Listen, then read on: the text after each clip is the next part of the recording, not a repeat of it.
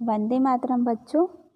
आज संस्कृत में आप लोगों को मैं 10वां पाठ जो इसके पूर्व में पढ़ाई थी उसके आगे का तो आप लोगों को और समझाऊंगी। आगे का जो पैराग्राफ बचा हुआ था उसका अर्थ और समझाऊंगी। इसे ध्यान से सुन के समझना, क्योंकि ये पाठ थोड़ा बड़ा है, इसलिए आप लोगों को मैं 2 भाग में समझाई थी। तो इसका पहला भाग आप लोग को भेजी थी, आज उसके आगे का दूसरा भाग है, इसे आप लोग समझिएगा। आइए देखते हैं आगे का पैराग्राफ। तो आगे का पैराग्राफ में दिया है सीमा। तो सीमा का देखिए, सीमा क्या कह रही है यहाँ पे। पिता नगरे सर्वत्र दीपमालिका पर्णा शुभागमने अग्नि क्रीडन का नाम पटाफटा शब्द श्रूयते। पिताजी, नगर में सब जगह दीपावली पर्व के शुभ आगमन पर फटाकों की फटफटाहट की आवाज़ सुनाई दे रही है।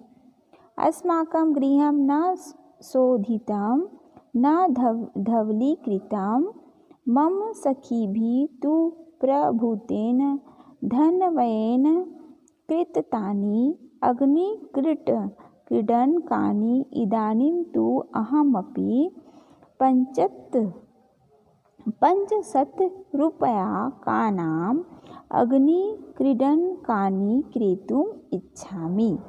अग्निक्रीडनकनम यानी होता है फटाका, है ना। अशोधितम यानी होता है साफ किया जाता है। धवलीकृतम यानी होता है सफ़ेदी किया जाता है या पोता जाता है। ठीक है, इसका अर्थ देखते हैं। पिताजी, नगर में सब जगह दीपावली त्यौहार के शुभ आगमन पर फटाकों की फटफटाहट की आवाज़ सुनाई दे रही है। हमारा घर न साफ किया गया है और न ही पुताई किया गया है। मेरी सहेलियों ने बहुत से धन खर्च करके फटाके खरीदे हैं। इस समय तो मैं भी 500 रुपए के फटाके खरीदना चाहती हूँ। अगला है मोहन।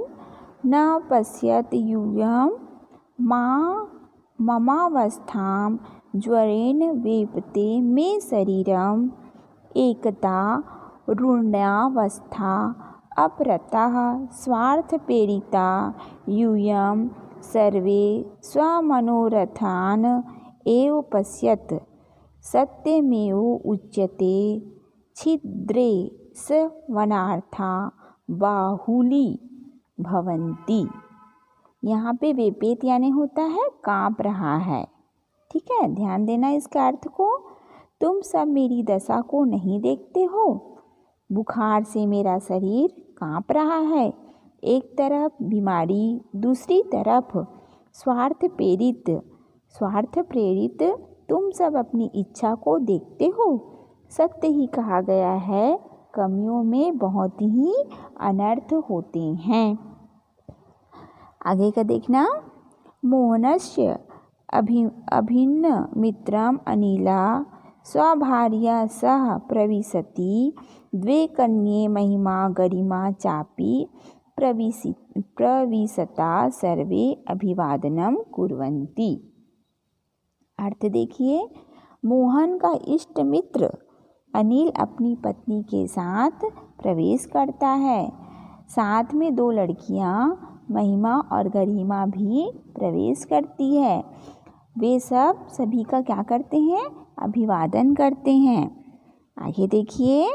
अनिलः मित्रवर नमस्ते शुभम ते दीपो उत्सवा भवन्तु। नगरे सर्वत्र दीप महोत्सवस्य चाकचक्यं दृश्यते। त्वं कथं ग्लानमुखः शयनो अस्ति। अस्माकं भातृजयापि कथं तुष्टिमिवोपविष्टा अपि कुशलिना भवन्तः। मित्रवर नमस्ते। आपके लिए दीपावली का त्यौहार शुभ हो। नगर में सब जगह दीपावली के त्यौहार की जगमगाहट दिखाई दे रही है। तुम कैसे ख्याल मुक्त लेटे हुए हो। हमारी भाभी भी कैसे चुपचाप से बैठी हुई है। आप सभी कुशल से तो हैं। अगला देखिए, मोहनः भातृवर अस्मिन् हर्षो उल्लासायां कातारवचनानि ब्रुवाण अस्माकं भगिनीं पुत्रान् कन्यका च कथं दुःखसागरे निमज्जस्यसि संसारे दुःखानि सुखानि च चक्रवत् परिवर्तते आत्मबलं न त्यज्याम आपत स्वपि। अर्थ देखिए, भाई जी इस हर्ष उल्लास के समय में कायर वचनों को बोलते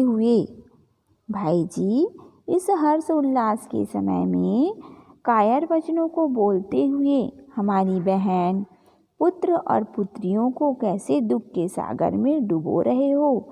संसार में दुख और सुख चक्र की भांति घूमते रहते हैं। विपत्ति में भी धीरज नहीं छोड़ना चाहिए। फिर अगला दिया है, मोहन मित्र परिवार एवं मम दुःखस्य कारणं मम एषा पुत्री श्यामा विवाह योग्या सजातः। मोहन मित्र परिवार ही मेरे दुख का कारण है। मेरी यह पुत्री श्यामा विवाह के योग्य हो गई है। फिर अगला दिया है, अनिलः मित्रवर न ते वचनो अभिनंदामि चिंतां तु शिक्षा दीक्षा कृते च करणीया यदि अन्यथा न मनसेत्र हि विहिता परिवारा एव युष्मदीयं दुःखकारणं वृत्त्या तु भवत् सदृश्यमेव अर्थो उपार्जनं क्रियते मया। अर्थ देखिए इसका, मित्रवर मैं तुम्हारी बातों से सहमत नहीं हूँ। चिंता तो शिक्षा दीक्षा के लिए करनी चाहिए। यदि आप अन्यथा ना मानते हो तो बड़ा परिवार ही आपके दुख का कारण है। वैसे तो आपके समान ही मेरे द्वारा भी धन उपार्जन किया जाता है। आगे का देखना। फिर उसके बाद फिर श्रुति भातृवर मम तु कन्ये पुत्र समय एव इतः एका तु चिकित्सा क्षेत्रे आयुर्वेदे पाठ्यक्रमे अध्ययनं करोति अपरा संस्कृता स्नातकोत्तर पाठ्यक्रमे पठति आवां स्वस्थौ प्रसन्नौ स्वदे कन्या के अपि च अस्माकं सदनं सानंदनम। अर्थ देखिए इसका, श्रुति भैया जी मेरी दो कन्याएं पुत्र के समान ही हैं।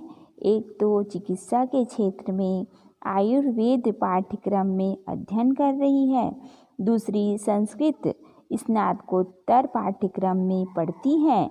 हम दोनों स्वस्थ एवं प्रसन्न हैं और हमारी दोनों कन्याएं भी हमारे घर आनंद से युक्त है।